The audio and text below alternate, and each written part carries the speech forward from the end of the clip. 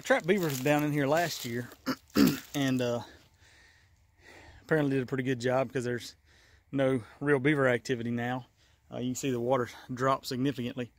One thing I was looking for though is otter sign, and I mean, it's just so there's certain places that you expect it, like on pond dams and things, but you never know exactly where it might be. And I mean, that you can see that's just old dull gray. If you didn't have something in mind that you were looking for, you'd breeze by that and never notice it.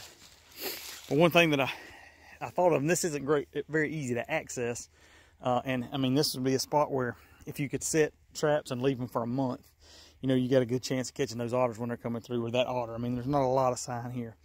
And so if it was easy access, that would be ideal. But this log right here just screams to me otters and beavers if you had them down here. Because I mean, this is textbook dive set situation, right? So those, yeah, they could get out and come over the log, but I mean, it's just so perfect for them to just come right down the creek channel and just duck right under that log. And I mean, that's a great way to keep your conibears out of sight, and just stick that conibear, you know, right under, squared up under that log, block off the other sides of it. I mean, if it's a good spot, maybe you set two side by side, block off the other sides, and then man, then it's just a waiting game for whatever to come through. And that's a great, you know, if it's beavers, if you got beavers in here and you're down to a smart beaver or something, you know, that's something where it's not they're not as necessarily going to be keyed in or looking for that as if you just put, you know, a castor mound right there and a conibear going into the castor mound.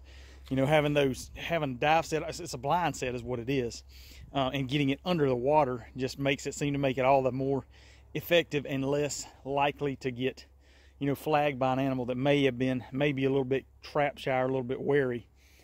So, you know, you can make a situation like that. Like this would be another good one here, where that tree kind of narrows down the channel. And so, you know, this is another situation where you could set your conibear right here by the tree in the deep spot, stretch you, find one of those old logs over there, put it across the top right at the water surface, and then block off this side. There again, just narrowing that channel down, leaving one option, and just leaving those traps there and letting them work, because they will if you've got the time to leave them there for sure. And if you're just trapping beavers, you don't necessarily have to lay as much time in it as you might on otters, waiting for otters to come cycle through their next go around. Old cubby set striking again. That thing takes no prisoners, man. That thing is paying the bills. That's a good looking coon too.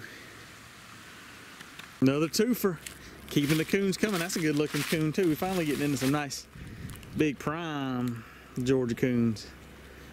That is a good looking coon right there. All right, we'll load him up and keep rolling. That was in a dirt hole set right here on this fence line. Been sitting there for over a week, no action. Bam, finally picked him up. Got a couple of nice big prime Georgia coons. Nothing compared to your Midwestern 30-pound corn-fed coons, but this was a 15-pound male, and that's pretty darn good for Georgia standards. And man, that he filled that 160. I don't know where he thought he was going, but that 160 Belial, it put him to sleep. It did the trick. I was going to make sure though. I don't think I was clear the other day when I was talking about the money. When I was talking about the money cuts on coons. Okay, dinner time. When I was talking about the money cuts on coons, though, I assumed that everybody had listened to the podcast with Jeff Zander, or John Zander. If you hadn't listened to the podcast, I don't know what the heck you're doing with all your time.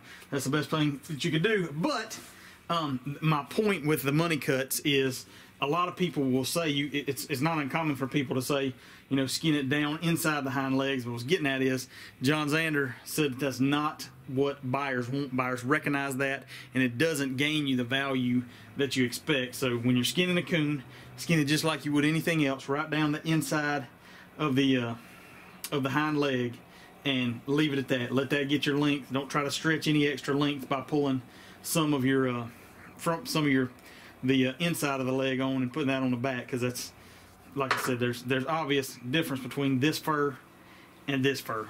and a fur buyer is going to be able to notice that and peg that, and you're not going to get anything extra for it. So I wanted to just clarify that. The money cut, not something you want to do with coons, but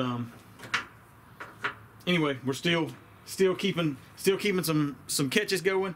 Picked up some more land to trap today, so I'm going to try to get it set this week or this weekend, and hopefully keep this thing rocking and rolling.